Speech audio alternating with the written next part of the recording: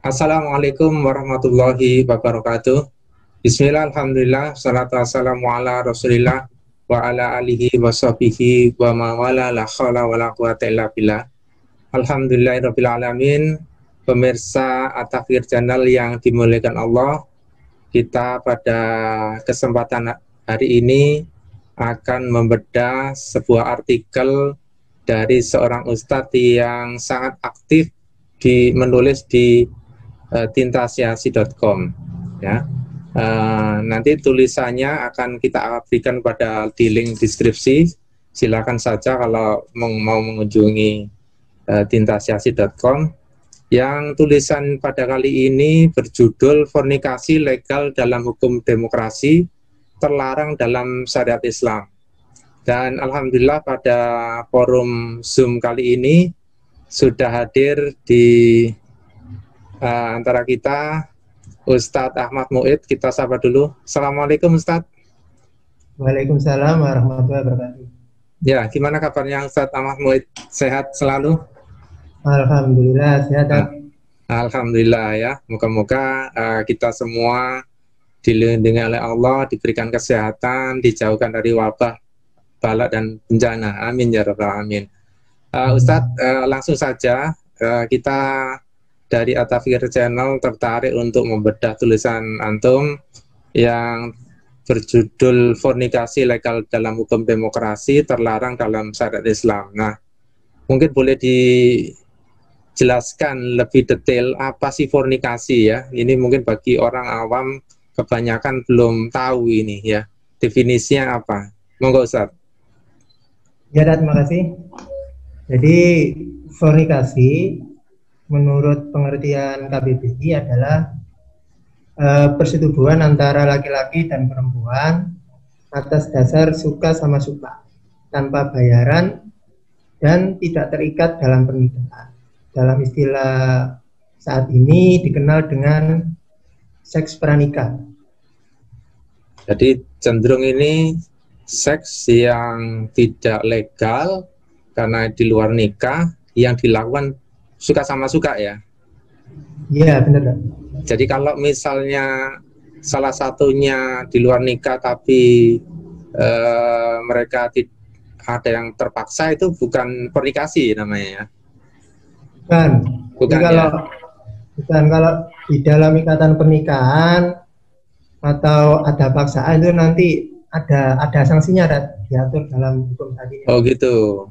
Oh, ya. Jadi yang dimaksud Ustadz itu di dalam tulisannya ini kenapa legal dalam hukum demokrasi itu maksudnya apa legal ini? Fornikasi kok legal itu seperti apa? Legal itu dalam artian tidak ada pihak yang dirugikan, baik laki-laki maupun perempuan. Yang kedua, tidak menyinggung hubungan masyarakat. Oh gitu ya, jadi tidak ada sanksi ya kan begitu ya? Ya, tidak ada sanksi ya. Iya. Apa latar belakangnya Ustadz Ahmad Muid menulis ini? Apa? Ada fenomena apa di masyarakat sehingga harus menulis tentang fornikasi ini?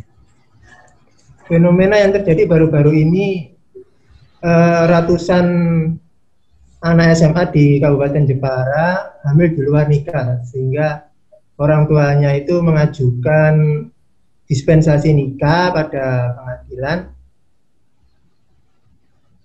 Oh seperti itu ya, itu baru yang terlihat sebetulnya ya. Kalau yang tidak terdata atau terberitakan mungkin lebih banyak lagi gitu ya. Itu yang menjadi keprihatinannya ya. Nah, sebetulnya apa yang menyebabkan terjadinya fornikasi itu selama ini di masyarakat? Yang menyebabkan fornikasi banyak. Yang pertama, lemahnya iman dan pemahaman Islam dari pelaku fornikasi itu. Karena kebanyakan dari mereka mungkin dari pendidikan agamanya juga kurang, dari sisi pergaulannya juga tidak terkontrol, kemudian juga karena bisa jadi bisikan setan, pola pikir, kemudian rasa ingin tahu, karena faktor media saat ini juga menyajikan hal-hal yang mengajak ke arah hubungan yang bebas tuh, tayangan-tayangan di televisi itu menyajikan sesuatu yang mendukung terhadap hubungan antara laki-laki dan perempuan. Di samping itu juga lemahnya kontrol dari orang tua dan juga pengaruh media sangat besar di sini.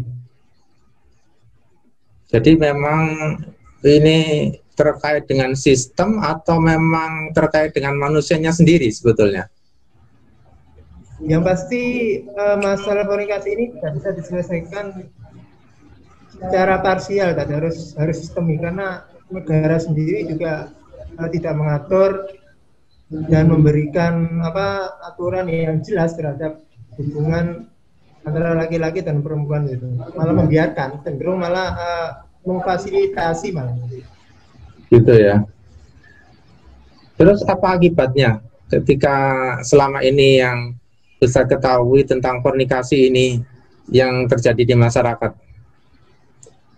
Akibatnya yang jelas biasanya kalau hamil di luar nikah itu diketahui banyak orang, tapi kalau dia tidak hamil, nggak diketahui kan gitu tadi. Gitu ya. Tapi yang pasti akibat dari fornikasi dalam Islam sendiri memandangnya sebagai sesuatu yang dosa besar, karena termasuk dalam zina. Zina ya. Nah, bagaimana dengan sanksi sosial masyarakat? Apa ada ketika ada yang melakukan fornikasi? Apakah selama ini masyarakat mempunyai image yang buruk atau biasa-biasa saja?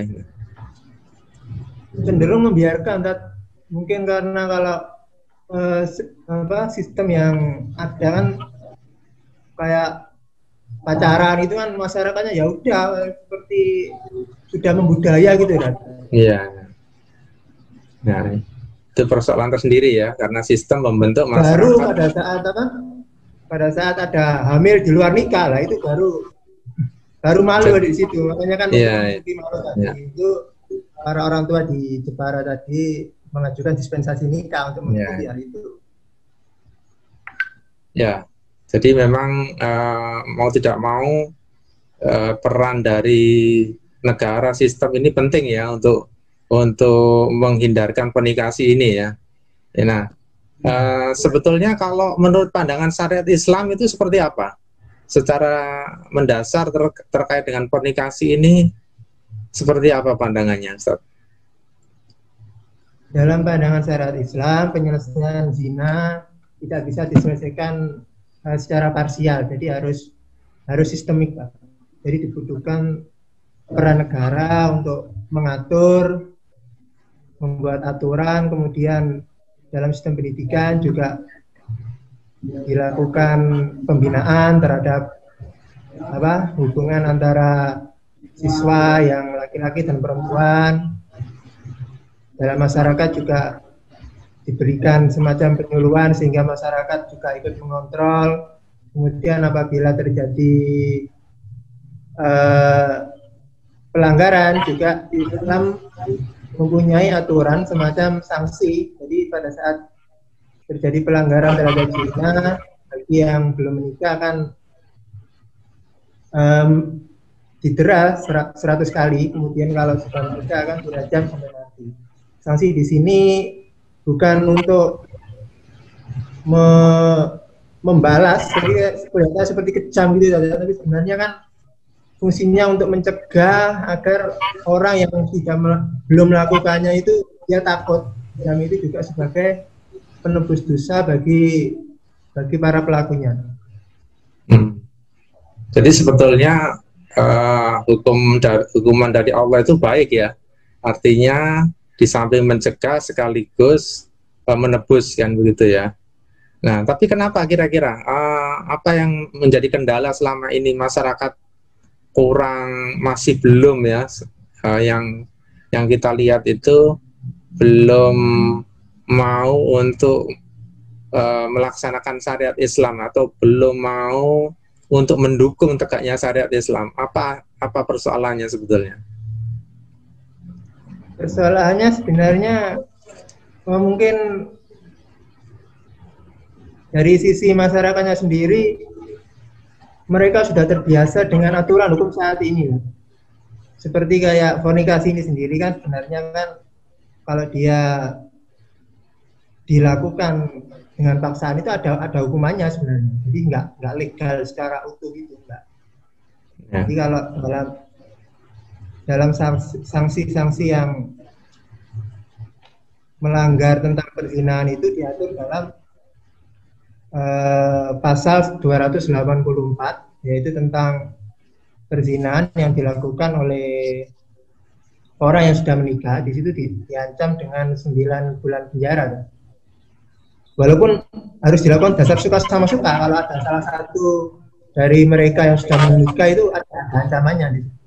Kemudian dalam pasal 285 sampai 288 itu mengatur tentang hukuman bagi tindak pidana pemerkosaan. Ini di situ diatur semua. Untuk pasal 25 pemerkosaan terhadap wanita yang sudah menikah diancam dengan 12 tahun penjara. Kemudian untuk pasal 286 pemerkosaan terhadap wanita dalam keadaan pingsan atau tidak berdaya itu diancam dengan 9 tahun penjara. Pada pasal 287 pemerkosaan anak di bawah 15 tahun juga diatur. Itu diancam 9 tahun. Kemudian dalam pasal 288 ini pemerkosaan terhadap wanita yang belum menikah. Yang belum menikah tapi kalau dilakukan pemerkosaan dihukum, tapi kalau suka sama suka nggak dihukum. Iya, iya.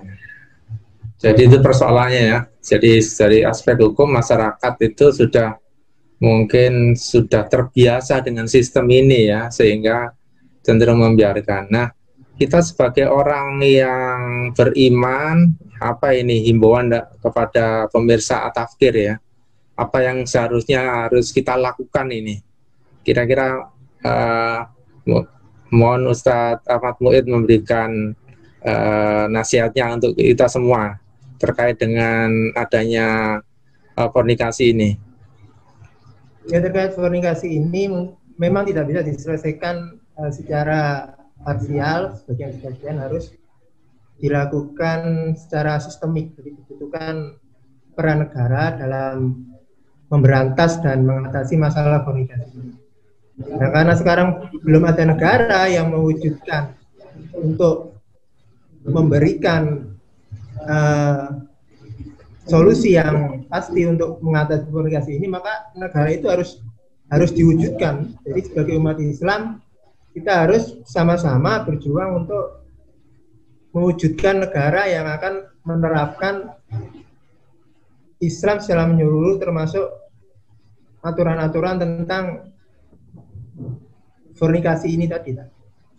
Iya, jadi itu ya, memang himbauannya karena kita sudah menyadari, meyakini bahwasanya syariat Allah lah yang terbaik buat manusia, maka Ustadz Ahmad Muid menghimbau kepada kita semua untuk sama-sama berjuang bagaimana agar syariat Islam bisa tegak kembali.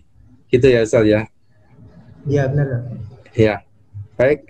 Saya kira diskusi kali ini suatu hal yang luar biasa. Paling tidak kita mendapatkan pencerahan sekaligus pemahaman nilai pentingnya bagaimana menjaga keturunan kita, anak-anak kita, dan yang juga tidak kalah pentingnya kita juga menyadari bahwa sistem pada saat ini itu tidak sesuai dengan syariatnya Allah. Oleh karena itu maka jalan yang terbaik bagi kehidupan kita agar kembali manusia itu menjadi mulia itu kembali kepada syariatnya Allah.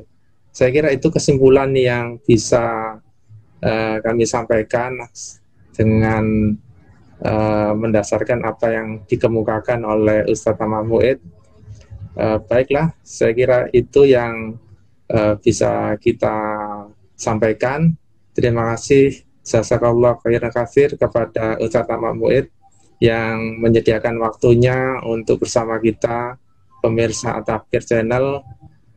Semoga amal antum dan tulisan antum bisa memberikan pencerahan pada umat dan kita semua mendapatkan manfaat dan barokah yang banyak. Amin ya rabbal alamin. Baik pemirsa At-Tafkir Channel yang dimuliakan Allah, Demikianlah bincang kita singkat membedah salah satu tulisan Ustadz Ahmad Muid. Moga-moga dari bincang ini kita semua mendapatkan rahmat Allah, pertolongannya agar terus memperjuangkan syariatnya, dan moga-moga pertolongan Allah, kemenangannya akan bisa kita raih bersama demi kemuliaan Islam dan umatnya. Demikian dari kami, mohon maaf. Bila taufiq wal hidayah. Assalamualaikum warahmatullahi wabarakatuh. Waalaikumsalam warahmatullahi wabarakatuh.